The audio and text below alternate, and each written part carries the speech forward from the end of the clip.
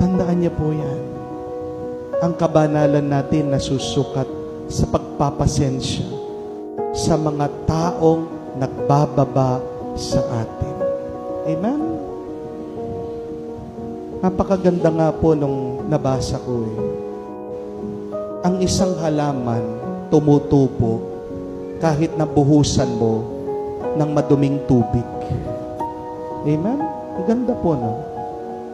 Sana manatili tumutubo ang iyong pagkatao, umaangat, umuunlad ka. Continue with your progress, with your holiness, with your faith, even if you hear bad words from other people. Amen?